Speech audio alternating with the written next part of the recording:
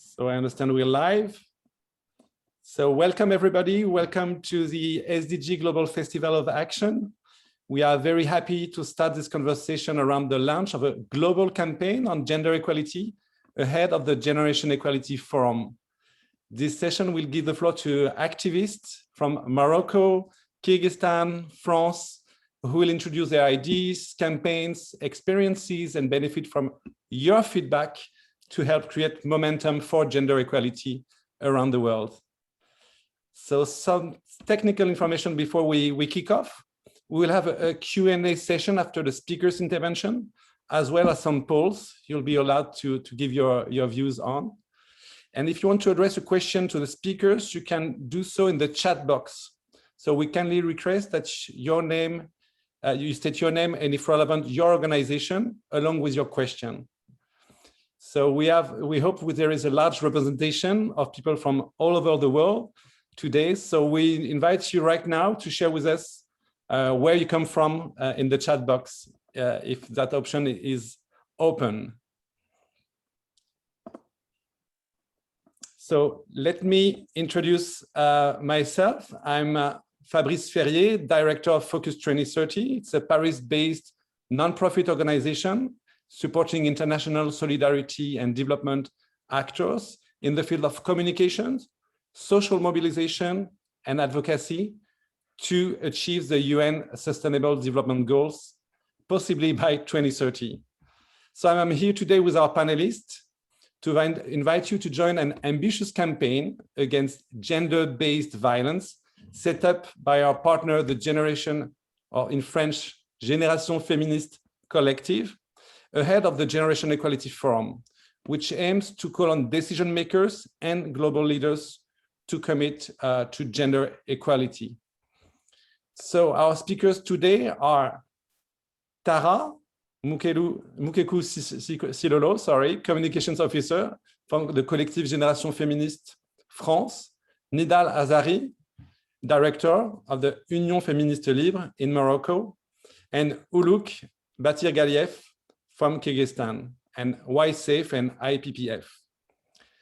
Tara, maybe, and then Nidal and Uluk, can you please introduce yourself in a few words so that we understand who you are and what is your organization doing? Tara. Yes, so hi everyone. I'm very happy to be here with all of you to have a thrilling and necessary discussion on gender-based violence and how to raise awareness about that issue. So I'm Tara, I'm based in Paris, and I'm the communication officer of the Collectif Génération Féministe, which is a French coalition of more than 50 organizations, from NGO to volunteers-led association. And the coalition shares the same vision, which is very inclusive, intergenerational and intersectional. And the Collectif Génération Féministe joins forces to make states and governments adopt a feminist diplomacy, to make feminist organizations heard at the GEF, and to make them actively participate to the decision process. And finally, but not least, to make gender-based violence a political priority with important and meaningful financial resources. Fantastic. So the GEF is the Generation Equality Forum. Yeah, I'm not sure everybody is familiar with the acronym. Nidal, can you introduce yourself as well? Hi. Hi, hello everyone. I'm Nidal Azhari. I'm the executive director of l'Union Féministe Libre, which would translate to the Free Feminist Union. The acronym would be UFL to make everyone's life a bit easier. So we are an organization based in Morocco, out of Rabat. I am myself based in Rabat as well. We work on violence based on gender and sexuality. So we help both and assist both women and LGBTQI individuals, with a focus on LBQ women, of course. And the organization has been just celebrated its 5 years anniversary after a long struggle of fighting to be registered and operating in these fields. We have around 560 members based in 11 different cities. And we mostly work on providing legal, psychological, medical support to survivors of violence, in addition, of course, to organizing a number of activities and leading the work of advocacy, either regionally, internationally, or on the national level. And thank you for having me on board today. I'm looking forward to carrying on the conversation. Merci. Thank you so much, Nidal. Uluk, can you introduce yourself in a few words and your organization? Hello, everyone. My name is Uluk Batargaliyev. I'm from Kyrgyzstan, Bishkek. Originally, I represent Reproductive Health Alliance of Kyrgyzstan. I started my journey as a peer educator since 2012.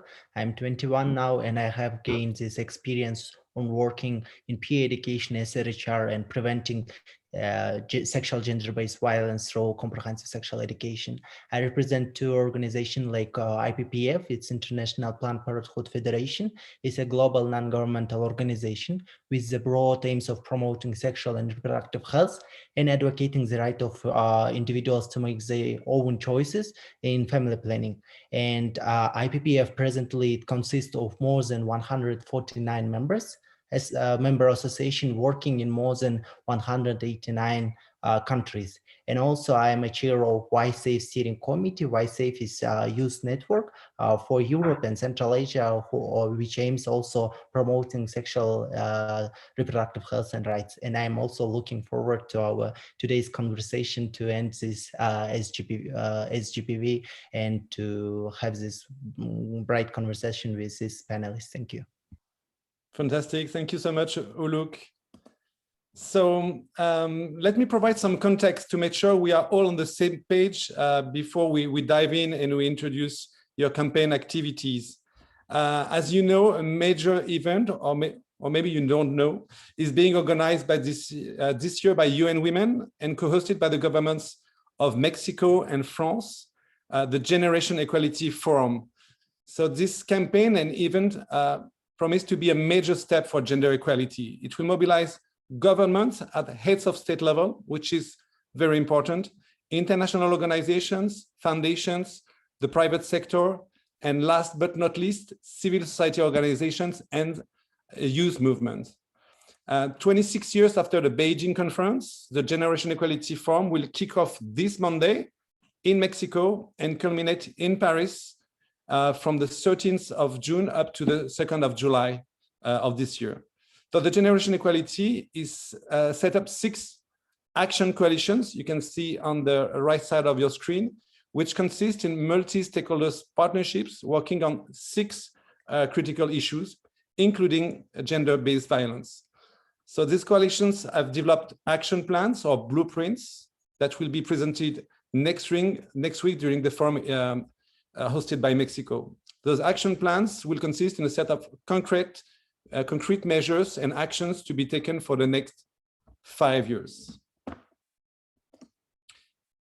On this occasion, and ahead of the Generation Equality Forum, Focus 2030 conducted with Women Deliver a global public opinion survey in 17 countries on the expectations and perceptions on gender equality from the 5 or 6 continents, depending on how you count them, and the countries. I won't list them, but you can see those in the on the map. The report entitled "Citizens' Call for a Gender Equal World: A Roadmap for Actions" presents the level of public support for gender equality by country, the actions that individuals expect the government and decision makers to take as a priority, notably during the Generation Equality Forum, and finally, assess the gendered impact of the COVID-19 pandemic we are all facing today. So we thought it could be useful for activists like you to take into consideration some data issued from this survey to mobilize a critical number of participants in your respective campaigns. So let me give you a few insights. And start with good news, because we have some good news. The time is now. Our survey reveals that an outstanding majority of people across the world support gender equality and want the government to act to bridge the gender divide. On average, 80% of respondents from those 17 countries declared that the gender equality is important to them personally.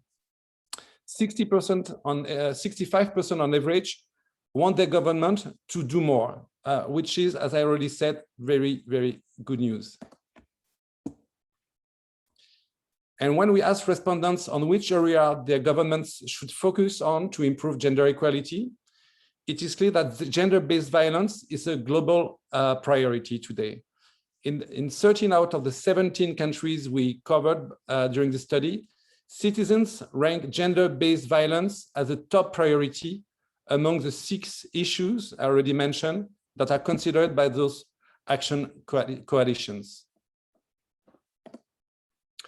We then suggested some areas of action that government could take to specifically tackle violence against women in their respective country. And as you can see in the screen, a large majority is concerned by the lack of accountability for perpetrators of physical and sexual crimes against women. And other priorities include the need to end traditional practices that are harmful to women and girls, such as female genital mutilation or child marriage. So if you want to know more about this study and those data, you can have a look at our website. So for you to know, the report is in French, English, and Spanish. There are national country fact sheets, and all the data are open. So it's open source. You can use those data. You can make your cross breaks by yourself. We have a dedicated data visualization tool. So it has been done on purpose for you, for campaigners, to better understand perceptions, attitudes, and support on your issues and our issues. So as you all know here, we still have a long way to go to eliminate gender-based violence across the world. And the big question is, how can you as individual and we collectively get involved to put an end to sexist and sexual violence? And to answer that question, the big question, I'm now giving the floor to Tara, who will present the topic of today's discussion, which is creating a global campaign against gender-based violence. So Tara, the floor is yours. Yes, thank you, Fabrice. So Fabrice raised the question was, how can we build a campaign to end or to fight against gender-based violence? And maybe I have an answer for you, or at least a proposition. So as I said a little bit earlier, the collective Génération Féministe gathered together to raise awareness on 3 topics. The first one was to make government and state adopt a feminist diplomacy. The second one was to make the feminist organization heard at the GEF, to make them actively participate to the decision process, and to make gender-based violence a political priority with important and meaningful financial resources. And to achieve these 3 goals, we are about to launch a global campaign against gender-based violence with the biggest feminist organization in France, which is Nous Toutes. So as you may know or not, gender-based violence in France is a key topic, and feminist movements such as Nous Toutes and our collective have actively contributed to fight against it. For example, they lead catchy campaigns in the media to raise awareness on feminicide and to change the narrative of the gender-based violence. So the campaign we are planning to launch have to be very catchy, very digital, in order to generate many press releases, because in France, the history of French feminist mobilization have shown us that once a topic is picked up by the media, the public at large is very sensitized, and governments have no choice but to act upon it. So I don't know if any of you have heard of French feminists movements against feminicide and gender-based violence in the past few years. maybe you can give us your input in the chat box. And but I can go like deeper. So I have like the results, and yes, you are like aware of what's going on with French feminist mobilization in France, and I'm glad to see that our past year efforts are working, and that you've heard of French mobilization against feminicides and gender-based violence. And maybe I can like try to go on detail about the global campaign we are about to launch, and why we choose like to make a focus on gender-based violence. The first reason is that the Generation Equality Forum is like a unique opportunity for us and for all the feminist organizations to put gender equality at the global agenda. We cannot like let this opportunity fly away. States have to hear from the civil society and from the feminist organization who have like the expertise to tackle down inequalities, and they must receive our recommendation, which will be held by the campaign. So the two main goals of the campaign are to hold a 24-hour worldwide event and to raise free global recommendation that will be shared on a website. So the website would be like a platform in which every citizen of the world could ask 2 or 3 global asks to end gender-based violence to his head of state or to his government. And I would like you to know that this campaign is also yours. You can join it by giving your inputs on, for example, how you use social media in your country. I'm sorry. To design a feminist campaign by helping us to define 3 global recommendations that we can hold. Because we have started to reach out for some partners, and Uluk and Nidal are both members of networks that work on the GEF and the gender-based violence.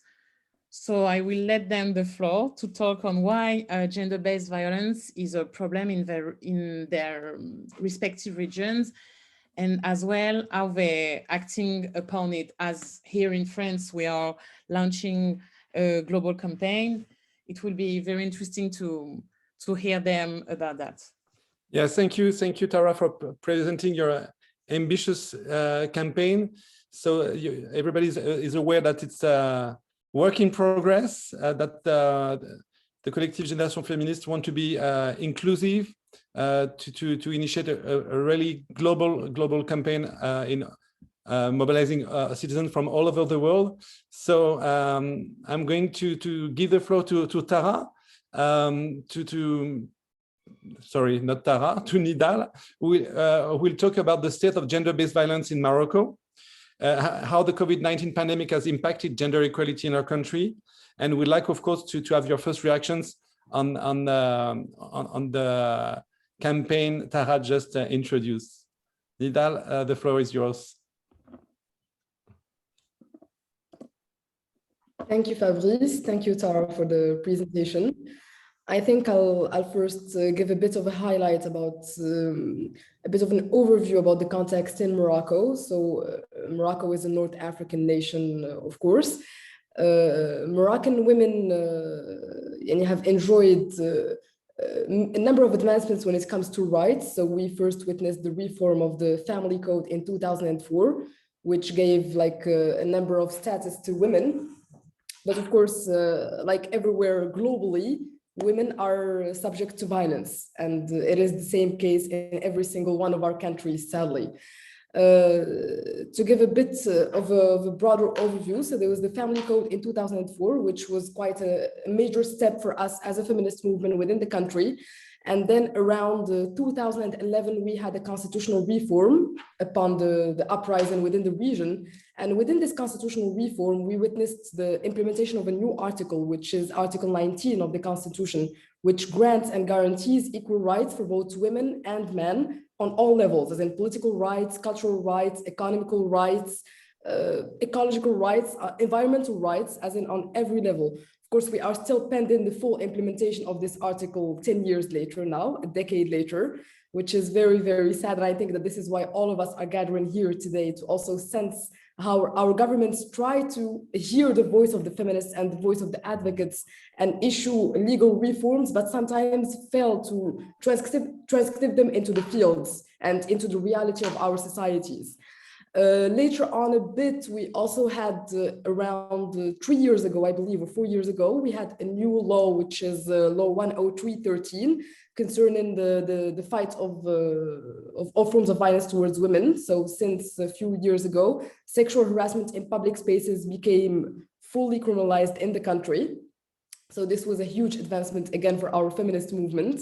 But yet we are still waiting the full implementation and the full raising of awareness that comes with putting in the proper budgeting from the states into training the police officers, into training the court officials, into training the public administrators. And these are things we often fail. There was also a very heartfelt moment for all of us, and a bit of a hardcore moment for all of us, which slides with a campaign we run at UFL a few years back under the name "How Many Women Must Die to Change the Laws?" Because sadly, we always end up having to carry similar slogans, as in we have to wait for this woman to die, this woman to die, this one to be a public opinion case, then to issue a change of law. And in this case, many countries in the region actually had this law, and some of them sadly still do have this law, which permits a rapist to marry their, because in this case it's a victim, sadly no longer a survivor, to marry the person they perpetrated the violence against and the rape against, to avoid going to jail. And in Morocco, we had a case of a young girl named Amina Filali, who, after being subject to this violence, to this double violence, both physical and then legal, committed suicide. So after Amina Filali, who was a 16-year-old girl, passed away, there was a huge uprising in the country, protests all around, again, seeing the strength of the feminist mobilization that can happen. And this law was taken off. So this article no longer exists in Morocco. But like I said, this article still exists in a number of countries within our region, which is honestly just heartbreaking. But I just wanted to highlight the fact that even though we make a lot of legal advancements, even though we make a lot of social movements advancements, sometimes we still depend on the true reactivity and the true will of our states on a national level or on a global level to be able to see the fruits of our hard labor and work. I think we've witnessed a lot of strong movements within our region, and I'll speak of the North African context mostly. I don't know if many of you have an idea about the North African context or social movements, or rather feminist movements. But in the past years, we have seen the feminist movement, either the old generation of the feminist movement, or what would be called the traditional feminist movement, or the new young voices and young approaches, working and collaborating in such beautiful and strong ways. In Morocco, I gave the examples that led to these physical mobilization and legal mobilization. In Algeria also, upon the uprising that occurred and the revolution that occurred against the previous Algerian president, Bouteflika, we saw a beautiful mobilization of the feminist movement through what is called the carré féministe. They went down in each one of the protests and they protested. And here we saw also the struggle of not only protesting against the states and against the persecutors, but also protesting against the conservatives, even within revolution movements. But the sisters in Algeria, of course, kept the struggle ongoing in a very strong and passionate way, like all of us do around the world. And it was beautiful for us also all over here from the other side of the border to witness this and to be able to support it in such ways. In Tunisia also, Tunisia has been known, and I see that Tunisia is one of the countries concerned from the region when it comes to its legal advancements. So it's a leading country in the region. Sadly, we have been witnessing a few bad repercussions happening in the last period, especially the last year or so. I don't know if some of you followed, but there have been, for instance, towards the movement working on SOGI-esque issues or the LGBTQI movement, a lot of arrests ongoing in the past couple of months. Like many activists have been arrested, many LGBTQ activists have been also arrested, and hopefully they were freed only a few days ago. But this is also a struggle we are facing in the Tunisian context. There was also a beautiful model of our resilience and presence as feminists through the Sudanese revolution. And I think this needs to be praised and highlighted, because oftentimes when we speak of our regions of the world, not many people know what's happening, and not many people see or witness that kind of strength or that kind of presence from the North African context. So the Sudanese revolution, which was a marking point in the country's history, was also led by women, a lot of women who struggled like everywhere else. And I think it's just, these are many beautiful examples of resilience going from Sudan to Libya, to Tunisia, to Mauritania, to Algeria, to Morocco, and all of the countries around the rest of the region that do give us the hope and do give us the will to carry on similar global campaigns. And I Nidal, think, if I may, I think it's very, very interesting, and to have also this regional and continental perspective.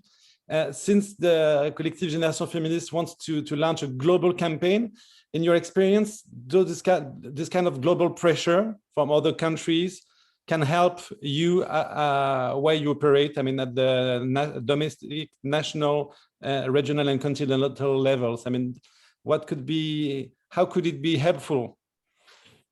I think that's what occurs, that we help each other. I don't think that there is any side that helps the other components, but I think that we help each other. And vice versa. We count on you. Exactly. We would be helping, and the sisters in other countries would be helping, but the help does not come from one side to the other to carry on the other, because it's not how a feminist movement or equality and its notions work. And I think that all countries have a big deal of expertise and experience when it comes to international advocacy as well. I do know that the Moroccan feminist movement has been lobbying and advocating in international spaces for decades with beautiful and strong outcomes. And I do hope that we can help each other from all the different continents of the world. I believe we can, if we listen to each other and respect each other's agency. Fantastic. Thank you so much, Nidal. We'll get back to you afterwards. Pleasure. Uluk, so we'd like to have a perspective from another region. Can you tell us how do you engage youth in the fight against gender-based violence? And not only people from rural areas. I understand that's something you have been working on. And the floor is yours, Uluk. Thank you, Fabrice. I heard a lot of brilliant plans and strategies, and also new ideas on how we could respond for SGBV in different cultures and different regions. And thanks for Nidal and Tara for really helpful information before. I want to start at the beginning before giving some analysis of what's happening in Central Asian countries. As you know, Central Asia include Kyrgyzstan, Tajikistan, Kazakhstan, Turkmenistan, and Uzbekistan is 5 countries. And I want to start before with the story of 13-year-old raped girl. She was the victim of systematic rape and blackmail by 11 men.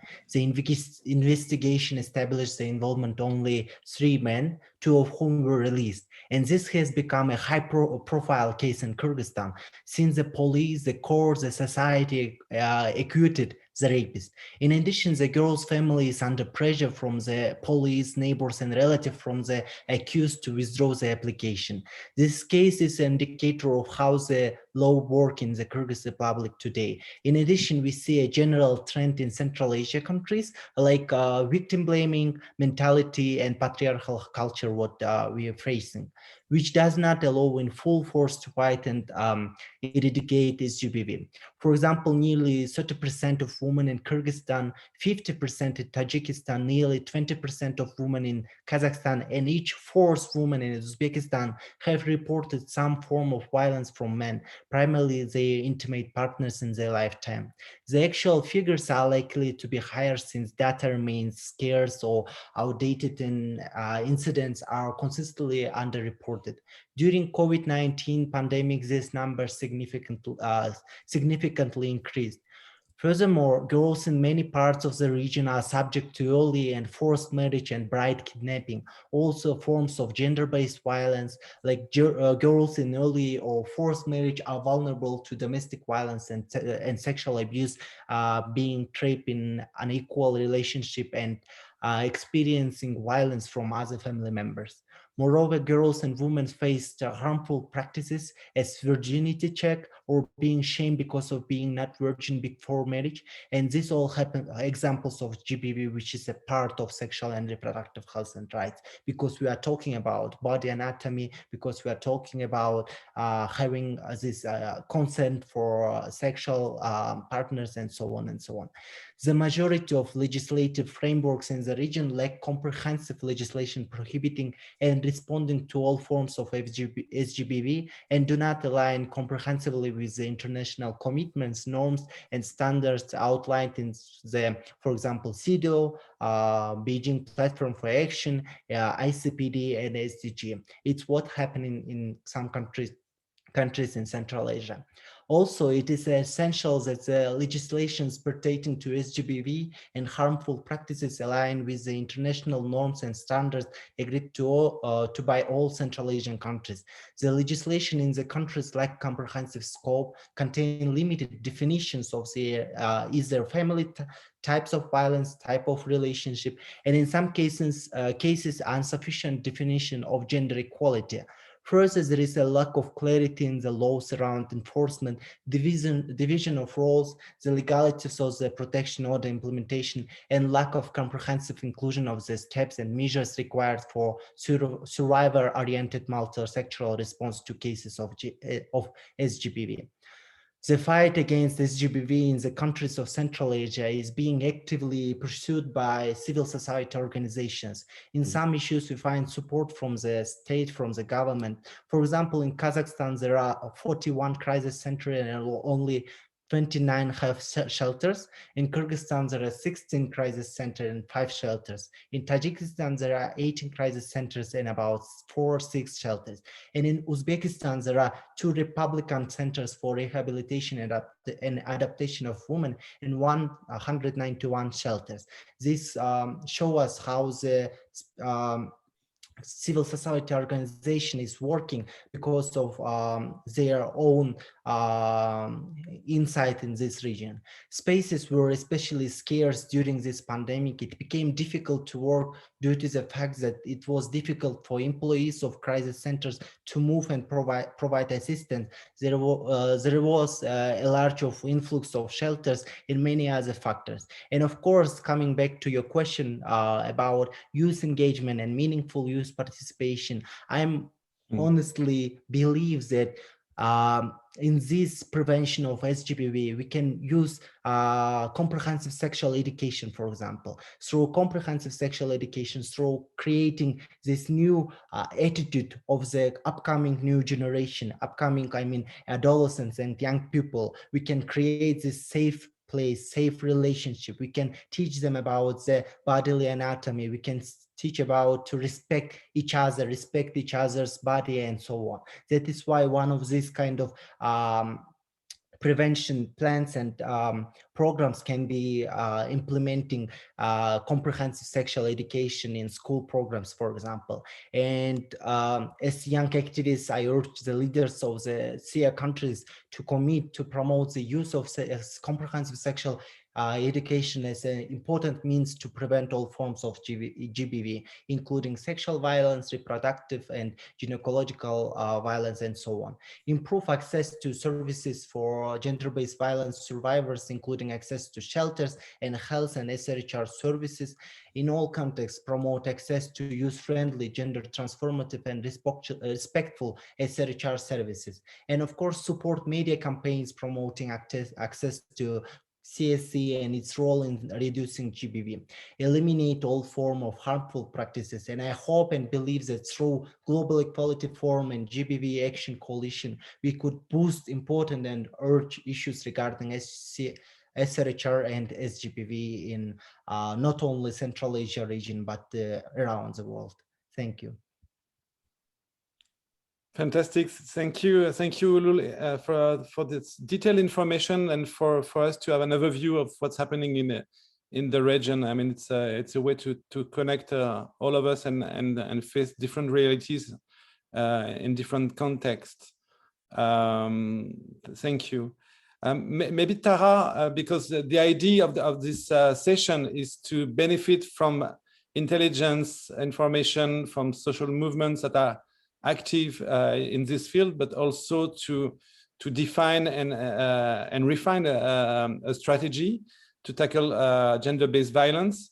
So maybe Tara, I understand that the collective would like to take the opportunity of this session to refine its messages, for example, and its goals. So I give you the floor to understand a bit what are the directions that the movement has in mind so far before we have this interactive dialogue. Yes, thank you, Fabrice. So as I said it earlier, like to aim our global campaign, the collective Génération Féministe and Nous Toutes have already identified like some international feminist organization with which we are working on hold like 2 or 3 global recommendations that will challenge our head of states and governments on gender-based violence. So what I identify, as interesting is to know, like if you have like the opportunity to have your prime minister or your head of states and to talk to him about gender-based violence, what would you ask for? Like, will you ask for financial resources? Will you ask for, I don't know, like more awareness, like at school for kids? Like, what would be your recommendation? So, is that a question you're raising to all participants or to Nidalu and Uluk? Oh, I'm interested with all the point of view. I would like to hear Nidal about that. How about all of them?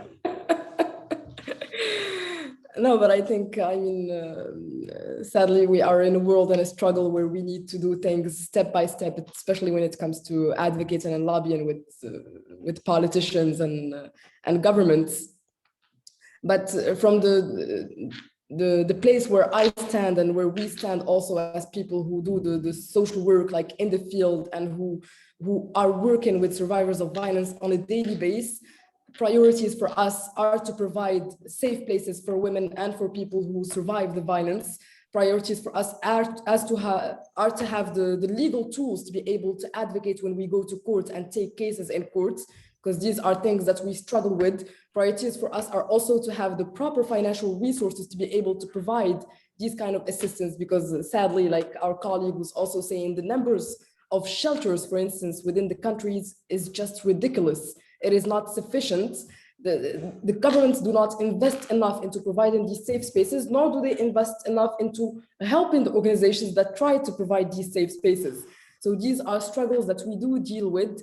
And I think that these would be more like the the things we would like to try and see happen very, very soon. Of course, on longer terms, it would be to be able to collaborate together as feminist organizations when it comes to international spaces, to try to lobby more for our countries to join more conventions and to actually implement the conventions we have already joined with our national laws, to have just our national laws align with each other. For instance, I highlighted the progressive 2011 constitution we now have, but we are dealing with that 2011 constitution with the 1962 penal code.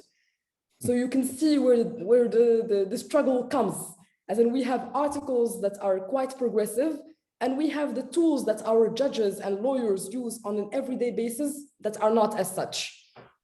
So these are things that we also need to try and recognize. And sadly, also many of the articles we struggle with on a day-to-day basis up until now, versus in countries like Morocco, Algeria, and Tunisia, most of them were implemented, and those are articles that are aggressive towards individual liberties.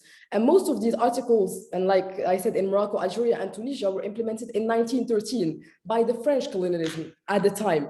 So even many of the articles we struggle with up into today as independent nations are leftovers from a colonialist era where France, as part of the colonialist spree it had around North Africa, implemented many articles that are just restricting people's freedoms and liberties. And I think that these are things we should be aware of, and these are things we should fight for. I'll throw back the floor because we have endless requests and needs. No, that's very constructive, and it's always important to have the history and the background of the issues we are currently facing, because that's mainly the origin of the problem, indeed. So Tara just precise some priorities in terms of ask the movement could consider. So presently, you can see that the opinion survey is still ongoing, so you can answer. I can see that half of the participants already voted. So please do. Uluk, do you want to, or Nidal, do you want to jump in again? Okay, Uluk. If you open the floor, I'll never get off it. So I think give space to everyone else. I can see that. So Uluk, yeah, I just want to also add and comment what already Nidal said, and also what we discussed before. It's essential and it's important to have from the government financial support, when political will from the government, from the country. When you have this political will and financial support, like for last 9 years of my activism in SRHR sphere, I understand when these two points came here, like we can see the progress what the government is doing. For example, last year, not last year, in 2018, our government take a commitment on increasing and giving the finances for contraception methods, and now we see how it's implementing and how the progress is going. The same commitment I want to heard, of course, from my government, that they are giving the investment for financing this all on sexual gender-based violence issues. And here, of course, it's about comprehensive sexual education. It's about access to safe and secure and legal abortion for women, girls, trans and non-binary people especially. And it's also questions about how the government, who work for the government, of course, they're also like our population, our citizens, but here we have some backlash with them, like on their own attitude. Like that is why it's also important to train these healthcare practitioners, for example, or policemen, or for example, judge, and so on and so on. It will be my three, I think, priorities, what I would like to ask from my government. Thank you. Thank you very much. So I just discovered that the the priorities have been published. Can you see the results on the question raised and the results? And Tahad, you have if you can see the results, you have some comments about the priorities that have been considered so far by our fellow participants. Yes, I can see it. And what is very interesting is that, like, for example, guarantee mandatory comprehensive equality and consent education session, like this will need like money to like to, I don't know, to hire sensitized and people who are very conscious of all these issues. And that's why the collective Génération Féministe and Nous Toutes have identified like the money as the main global recommendation that will be all, because without money on the table, there will be no significant change. For example, Nous Toutes has been asking in France for 1 billion euros to fight against feminicide. And I think it's very interesting because Nidal was talking about the cases of women victims of abuse and the way we can provide them help. And if we want to help them by, I don't know, put them in security, we will need money to offer them like a new home or something who will provide them security. And the key ask for us is really money. The needs are very, very huge, and we think that it's a global problem. So I don't know what do you feel like about the issue, the question of the money. So if you feel the same or not, don't hesitate to tell it or to write it on the box chat. Yeah, on this, if I may, Tara, so when we conducted this survey with Women Deliver, we precisely asked these questions. So in 17 countries with a representative sample of the population. And we were positively surprised because citizens are ready. As far as I remember, when we asked, okay, should your government take the opportunity of the Generation Equality Forum to increase its funding for gender equality, we had more than 60% promoting this direction for domestic feminist organizations or public policies, and 58% even for international projects, at the global level. So it was very interesting and encouraging. I assume that your campaign should take the opportunity of this support from the general public. So you already won the battle of public opinion. Now it's time maybe to go from theory to implementation, as Nidal mentioned, and that's the big issue. Nidal? Oui. What do you think about the funding issue? Is it so central? What do I think or what do I feel? Feel free, both. Both are bad. I don't feel very good about it. Except in addition to the fact that the feminist movement is very, very underfunded, like in terms of the work we do, this region, as part of the world, is much more underfunded. So within this region of the world, as in the North African region and the Middle East region, the feminist movement is extremely underfunded. I mean, it's just horrible when you see the dynamics of things. And also, I think that we are all very encouraging of this work to be done, to engage more states, to give more money, to engage more governments, to invest more into fighting these struggles. That if we look at it from the economical perspective, it costs a lot to our countries. Our countries lose billions each year because of violence. And these are real numbers. I think that from this kind of perspective, it's also good to raise this awareness to see how much it costs us, how much violence towards women costs us. And if we invest a tiny bit of that, we could be saving nations on different perspectives. And these are things that we should look more into, much more. And I think that coming from this region and having worked in it, I would say that please also fund the women's rights groups much more in this region and all around the world, because it's much, much needed. And I hope we will be able to achieve one of these goals and all of them eventually. Thank you. Thank you. Uluk, do you want to jump in on the funding issue or any other issues you think is relevant? And to participants, please feel free to ask questions in the conversation box. We have still 10 minutes left. Uluk. Yeah, thank you very much. After reviewing this survey, I came to this feeling that the questions on sexual gender-based violence should be considered and should be viewed through the perspective of comprehensive, like diversity and different ways of how to, comprehensive approach for prevention and ending SGBV in different countries and different cultures.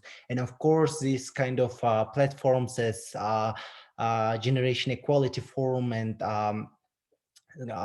this coalition on GBV is essential for our countries, like small countries or low income or middle income countries, as one of, for example, it's mine or other countries in the world, and it's essential to help each other.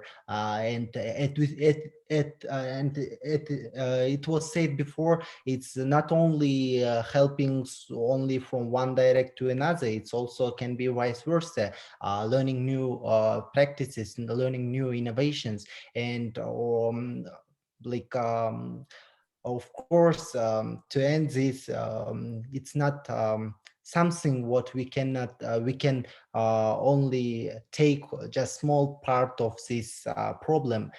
Everything should be, I think, in my opinion, everything should be treated in equal form through the comprehensive approaches.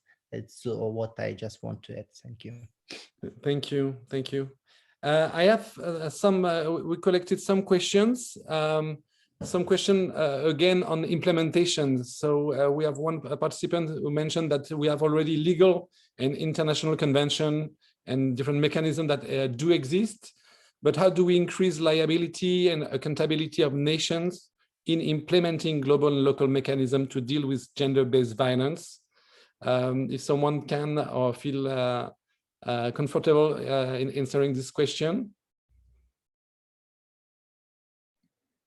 Yes, maybe Fabrice, it's Tara. So maybe I can give one perspective, and it will be a communication perspective, as I'm a communication officer. But as you say, we want accountability, so we have to be loud about it.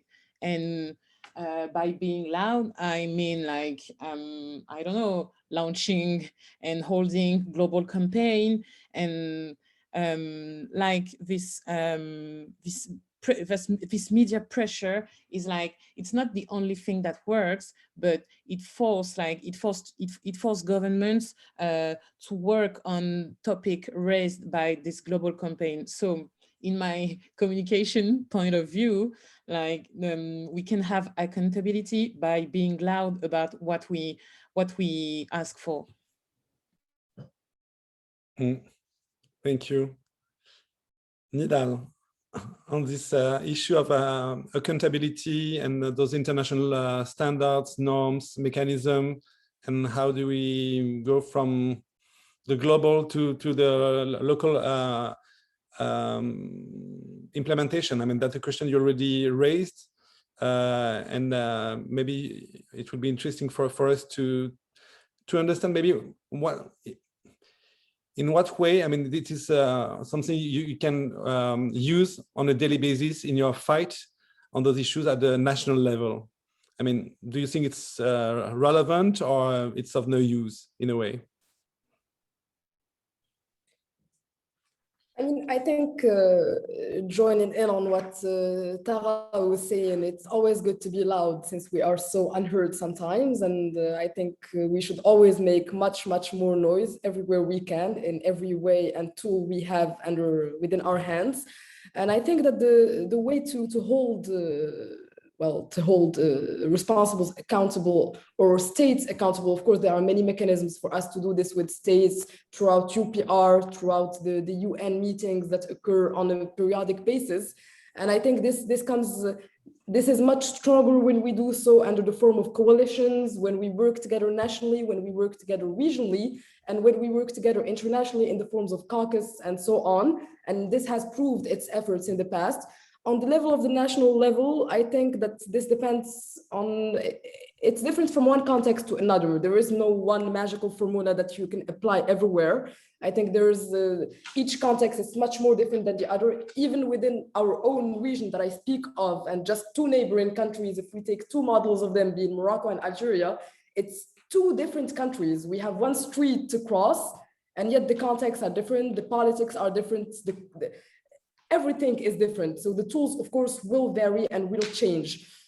But I think that we could, on our level, what we did once, since we are talking about campaigning, there was, when the law 103/13 was about to pass, we basically looked for every MP that was supposed to be on the voting day in the parliament that day, put their picture out, put their political party out, and said, these are the people voting for your future. Remember them, hold them accountable. And I think that sometimes it's good that we put our politicians out there, since they like to be very public and publicized, and to say, these are the people voting on these thematics. Please do remember them for the next elections, and please vote as women, or please vote as people caring about your rights. So I think we have a variety of tools to be used. And sadly, I also think we have all the time in the world still upcoming to use many of them. So we will be seeing how this works. Thank you so much, Nidal. Sorry, if I may just add, I saw a question in the chat box about it was a follow-up about something that I said earlier about the cost of violence and how it impacts economy. And I can just give a brief highlight of the last international number given in 2016 by the UN, where it was more than 3 or 5 trillion dollars that cost the world globally. This was the cost of women's violence. In Morocco, in the most recent study that the state undertook also, it cost us 2.38 billion. This is the cost of violence on our economy. And I hope I answered the colleague on the questions. We are also reading the messages you send us on the chat. And I think it's nice to have this kind of ongoing conversation happening. And thank you again. Thank you so much. So it's time to conclude. So I will suggest participants to keep contact. So one easy way is to follow us on Twitter if you are on this platform. Second is to understand that there was a Google form. So if you want to keep in touch with the collective Génération Féministe and any others, please feel free to put your name and address. And I will give the floor to each of you. You have 30 seconds to tell, the message you'd like to provide to our participants. So Tara, Uluk, and Nidal for the conclusion. I would like to thank everyone for joining us. Thank you very much for all your questions, for your input. And I will just finish by saying that we are going to officially launch the campaign during an event in April. So if you want to join us, don't hesitate, write us an email, because we have to kill patriarchy. So join us. Uluk. Yeah, thank you very much for inviting me. As a speaker, it's important that Central Asia countries' issues are raised in this global and international level. And what I would like to say is it's not giving not burnout for civil society activists, because it sometimes happened when what I have seen in the practice of my country, not give time for not lose your dream and not lose your hope. We can keep this fight for against any of these harmful practices and this prevention for sexual gender-based violence. And if you are youth and you need to, as Tara said, make it more loud and loud through social media, I guess. Thank you. And Nidal, 10 seconds and on your side, and you will conclude this fantastic session. Thanks everyone. Nidal, the floor is yours. I think it would be just, let's be loud, let's be feminists, and let's just achieve justice. Fantastic. Thank you so much, everybody. Merci. Merci, gracias.